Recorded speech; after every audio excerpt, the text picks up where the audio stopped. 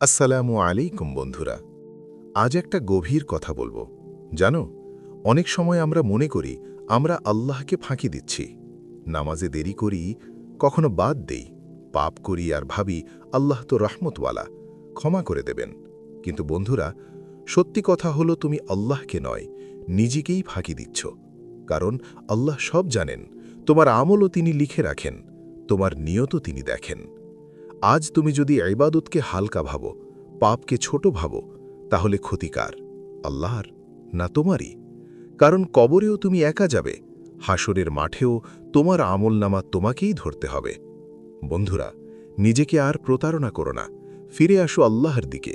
তোমার ভুল, তোমার দুর্বলতা সব কিছু নিয়ে তিনি ক্ষমা করেন, কিন্তু শর্ত হল তুমি সত্যিই ফিরে আসতে চাও। আল্লাহ, তুমি আমাদের সবাইকে সত্যিকার তওবা করার তৌফিক দান করো। আমিন। আমাদের এই ভিডিওটি ভালো লাগলে লাইক করো, চ্যানেলটিকে সাবস্ক্রাইব করো ও ফলো করো ফেসবুক এবং ইনস্টাগ্রামে। আর দ্বীনি বার্তা ছড়িয়ে দিতে শেয়ার করো। আবার দেখা হবে নতুন ভিডিওতে ইনশাআল্লাহ।